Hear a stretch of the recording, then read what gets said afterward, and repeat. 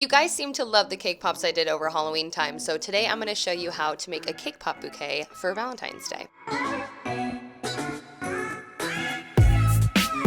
For these cake pops, you will need some melting chocolate and sprinkles of your choice. Do whatever colors you'd like. I'm doing Valentine's Day theme. And then these are paper straws that are more decorative, but you can use cake sticks. I picked 2 jars up from my local dollar store to put these into to make the bouquet. And then the melting chocolate, I chose a brown, a white, and a bright pink. You'll also want some paper shreds to put into the bouquet as a base, and then these cake pop balls, I actually show you how to make them in my previous Halloween cake pop tutorial, so you can go there for more in depth, but you basically just bake the cake, crumble it, mix in the frosting, and roll. Once you let those chill in the fridge, you're gonna dip the tip of your cake stick into melted chocolate and place it right in the middle of the cake ball. Go ahead and place those in the fridge to chill until the chocolate's completely dry, but if you see these little cracks like this pop up, just put some melted chocolate over it and basically like smooth it out with a cake stick. That will help from letting your cake pops crack when you dip them in chocolate. Now for the decorating. For me, I started with white and I covered that cake pop entirely. I use a spoon to help it because if you move around the cake pop too much, it can crumble the chocolate. Shake off the excess, and then I just went ahead and poured a ton of white sprinkles. This looks plain, but we'll add detail later. I use a bowl to catch my sprinkles, and in between switching those guys out, I pour it back in the canister it came in so I'm not wasting. This guy is actually a leftover sprinkle mixture that I had from a cake that I made. I switched out my color and I decided to go with some more vibrant sprinkles for the pink. I then used one of my favorites, it's sanding sugar, and it just makes the cake pop look like a huge crystal. It's gorgeous. These chocolate ones didn't come out as planned. I left some of them plain because again, we're gonna detail it later. And then I had some chocolate jimmies on hand and decided to cover it. And then to me, it looked like a little poop nugget and I didn't know what to do with it.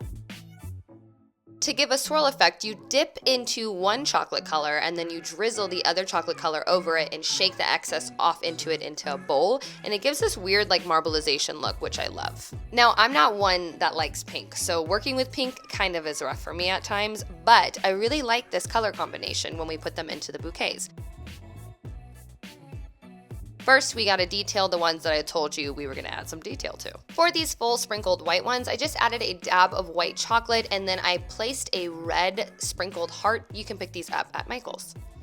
And then I just repeated that to the plain chocolate ones I wanted to add detail to.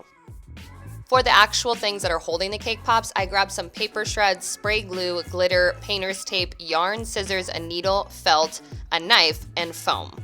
The reason I grabbed all this is because I didn't like this bucket and I needed to change it. So I just lined the top with painter's tape because I wanted to keep the inside white and the rim of it white. I also wanted to keep the handle white, so I just placed that up and I can grab it when I went to spray glue it, which I was out of. This is the glue I would originally use because it holds the glitter much better, but I did have some Martha Stewart glitter glue on hand and I just painted that directly onto the bucket.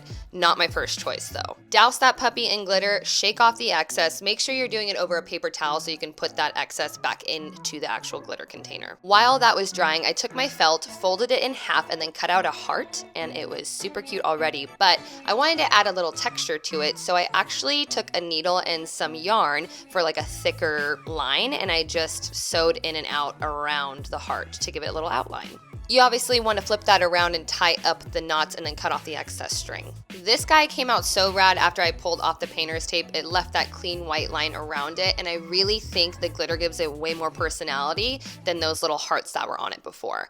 I cut off some extra foam that I had on hand because this is a bigger base. We need this for the cake pops to stick into and be secure. I topped it off with some paper shreds and then I hot glued the rim of that heart and placed it right on the middle, and it came out fab. I didn't add foam to this jar because it had a narrower top so it wouldn't like topple over as easy, and I left the gold heart plain, but you can write a little message on it if you want to. Slide in your cake pops and now you have 2 super cute cake pop bouquets as a perfect Valentine's Day gift for anybody that loves sweets. Thank you guys so much for watching. I hope that you enjoyed this Valentine's Day Cake Pop Bouquet tutorial. If you did, go ahead and give it a thumbs up. And I hope you guys are having a great weekend. I will see you Wednesday for another DIY.